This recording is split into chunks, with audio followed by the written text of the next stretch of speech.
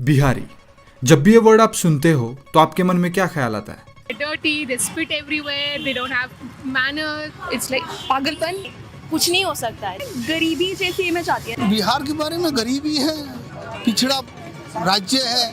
कभी किसी बिहारी लड़के को डेट किया है? नहीं. No. ऑप्शन मिलता है, करोगे? No. इतनी नफरत किस लिए? और इनको हर एक स्टेट में ऐसे ही ट्रीट किया जाता है और ट्रीटमेंट इतनी घटिया है कि इनको बीमारियों के साथ कंपेयर किया जाता है। एक बिहारी 100 बीमारी। एक बिहारी 100 बीमारी, बीमारी चाहिए ना, बांग्ला के बीमार मुक्त करो।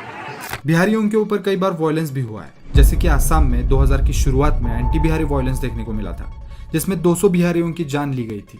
उसी के साथ केरला, तमिलनाडु, गोवा, गुजरात, महाराष्ट्र के साथ कई स्टेट्स में इनको ऐसे ही हेट किया जा चुका है। गुजरात में नफरत की आग अब बिहार तक पहुंचने लगी है। गुजरात से जान बचाकर बिहार पहुंचे लोगों ने बताया कि वहां हालात खराब है। सर, वहाँ की परिस्थिति बहुत गंभीर है। वहाँ के लोकल वाले हम लोग को बहुत टॉर्चर कर रहे हैं। उन लोगों का कहना ये है कि तुम लोग गुजरात से अपने बिहार चले जाओ। आपको आना पड़ा इसलिए? मार रहे, वहाँ पर मार रहे बिहार वालों को। बिहारी वर्ड को एक गाली की तरह देखा जाता है, लेकिन एक जमाना था जब यही बिहार 100 पे भारी था। मतलब मौर्य और गुप्ता जैसे सबसे बड़े एम्पायर्स का कैपिटल यही बिहार था। दुनिया की सबसे पहली और पुरानी नालंदा यूनिवर्सिटी यही से है। यह वही भूमि है जहाँ से बुद्धिज्म ओरिजिनेट हुआ था। उसके अलावा चाणक्य, आर्यभट्टा जैसे महान लोग यही से थे। लेकिन ये तो सारी बीती हुई बातें हैं। पिछले 30-40 सालों में जो हुआ है उसने बिहार की इमेज को पूरी तरीके से तहस नहस कर दिया है। बिहार के पीछे रहने का सबसे बड़ा कारण बताया जाता है वहाँ का जंगल राज। कहने के लिए तो वहाँ पर गवर्नमेंट थी, लेकिन वहाँ के अलग अलग जगहों को वहाँ के बाहुबलीज चलाते थे।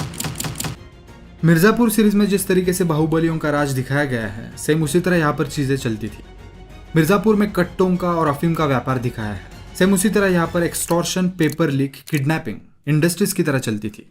सबसे बड़ा किडनैपिंग इंडस्ट्री, इट्स इंडस्ट्री ना, अब तो बहुत कम हो गया है। Kidnapping is an industry. Yes, okay. यह इतना सीरियस इशू था कि शाम के 6 बजने के बाद घर में रहना एक मजबूरी थी। अब बिहार में 1990 में 6 बजे के बाद घर से बाहर निकल के दिखा दे तो मान जाए। लोग अपने अपने घरों में ग्रिल लगा के रखते थे और 6 बजे के बाद ग्रिल में ताला लगा के घर के अंदर बैठ जाते थे। आप अगर 6 बजे के बाद बाहर निकल रहे हैं तो आपकी गलती है फिर। उसके अलावा हमेशा ही बिहार की राजनीति कास्ट के नाम पे होती आ रही है और वहां के लोगों ने भी कास्ट को देखते हुए ही वोटिंग करी है। और इसका फायदा उठाते हुए लालू प्रसाद ने बिहार के ऊपर 15 सालों तक राज किया है और उसी को जंगल राज कहा जाता है। जेंडर इनइक्वालिटी के मामले में भी बिहार आगे ही रहा है। लड़कियों को एजुकेशन, रिस्पेक्ट के साथ कई चीजों में डिस्क्रिमिनेट किया जाता है, लेकिन इनको ऑब्जेक्टिफाई करने में यह नंबर 1 पर है। बेसिकली ना, जब हम देखते हैं कि कोई चल रही है तो उसके कपड़े पे उसे जज किया जाता है। जैसे कि अगर कोई छोटा कपड़ा पहन के चल रहा है तो like she is revealing her body. जैसे कि मान लीजिए अगर कोई क्राइम हो गया, रेप हो गया, तो क्या बोला जाता है, 90% का माइंडसेट ये रहेगा कि वो लड़की जरूर रिवीलिंग क्लोथ्स में चल रही होगी। अरे तो वो रिवीलिंग क्लोथ्स में चलेगी तो तुम उसका रेप कर दोगे। आपने कभी ऑर्केस्ट्रा का नाम सुना है? ये वाला नहीं, मैंने ऑर्केस्ट्रा नहीं, ऑर्केस्ट्रा कहा, ये वाला।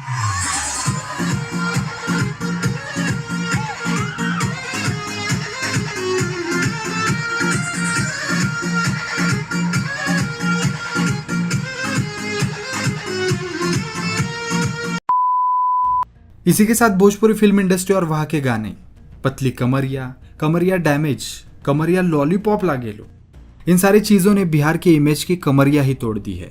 तो अगर बिहार को अपनी इमेज बदलनी है तो पहले एजुकेशन और इंडस्ट्रियलाइजेशन पर ज्यादा से ज्यादा फोकस करना होगा ताकि वहां पर एम्प्लॉयमेंट जनरेट हो सके।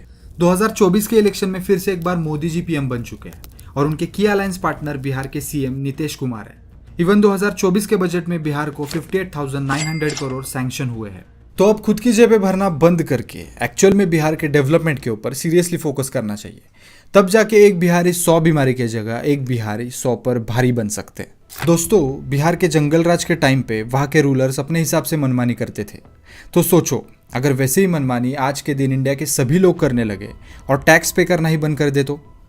इसके ऊपर मैंने एक डिटेल में वीडियो बनाई है कि क्या होगा अगर इंडिया में सब लोग टैक्स पे करना ही बंद कर दे तो। आप क्लिक करके इस वीडियो को देख सकते हो। मिलते हैं नेक्स्ट वीडियो में, तब तक बाय बाय।